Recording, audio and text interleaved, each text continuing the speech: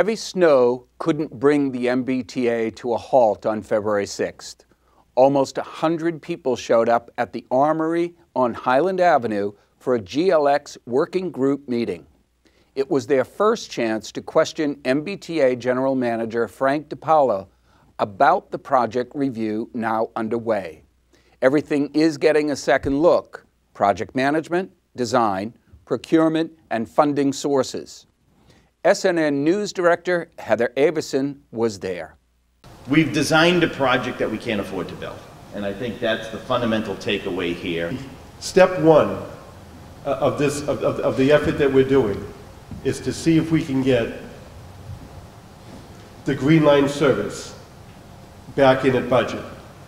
So in order to do that, I just want to caution people too, because I understand the investment that's gone on. Step one is going to be very brutal on this and make sure that we can get service at the very minimum type of Green Line service we can get extended out to Medford.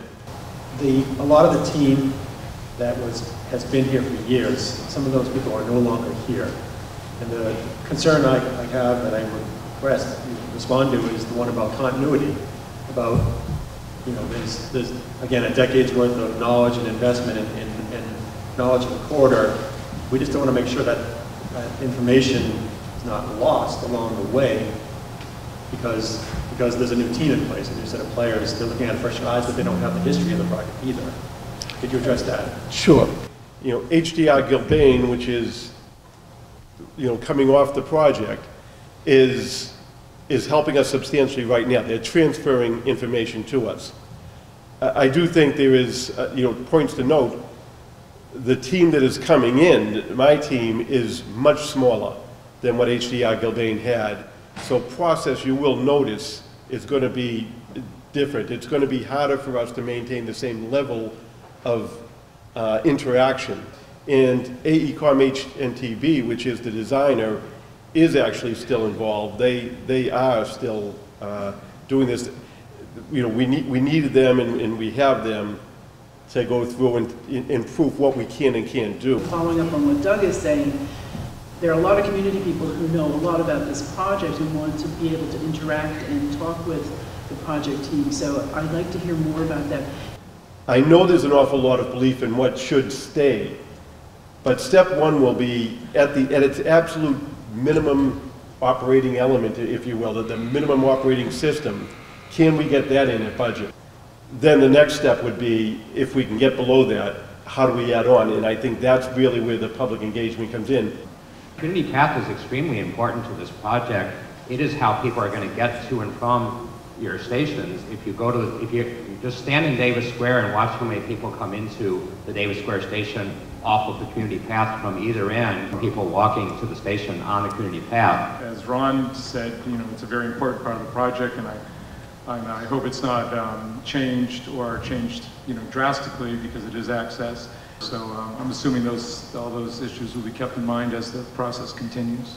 Well, they'll all be kept in mind, and we do need to provide safe egress, access and egress to the stations. But I do have to tell everybody that the idea that us preserving a continuous path along the alignment is clearly needs to be examined. So as we look at what can be eliminated and is not crucial to the operation of light rail to serve those 7 stations, we have to look at sections of the community path. If that gets eliminated, even though there might be short pieces put in as part of an access egress to each individual station, the idea of building a continuous path along the corridor is definitely on the table for removal to save money. Because to stay consistent with the FFGA budget, we need to have so many miles of track, we need to serve 7 stations, we need to have something that we can call a maintenance facility. We're going to downsize that dramatically. I would say the maintenance facility is going to be 25% of what it was originally conceived to be. You just said that the FFMG, it requires us to have 7 stations. So yes. Union Square is still a station. So Union Square is still a station. Right. Yep. So, compared to previous. Nope, if we eliminate Union Square Station, we would violate the scope of the FFGA. I If we see. find a different way to service that station, that we think is within at least a discussion we can have. We really want you to be viewing us as a resource. It struck me that you kind of listed the redesign as a system of objective measures, and that somehow community interaction wasn't included in that, that would be a subjective measure later on. And the reality is you're probably right for 80 or 90% of it, but there is 10% that's, we really could give you some information now that's going to impact how that matrix is evaluated. And we are one of the implications that should be considered. So again, it's small, but please consider us a resource, and please involve us more. Well, we do plan on having periodic or regular check-ins with the communities as we reduce scope. This team has been tasked with coming back to the Board of Directors with a project that's consistent with the federal funding grant agreement, but is as close to the budget that we currently have to be built. Now, if we get there, great. If we don't get there and there's a funding gap, then we also need to explain to the board how we would address the funding gap. So you're right. If we get to the point where we have a project that we can afford but the community won't accept, that's again as good as having no project. So we want to get to the minimal project we can build that the community can accept, that we can afford. Several community meetings will be scheduled to update the community and get feedback as the review continues. The report is due in mid-May. Visit the Greenline extension.eot.state.ma.us for updates and future meetings.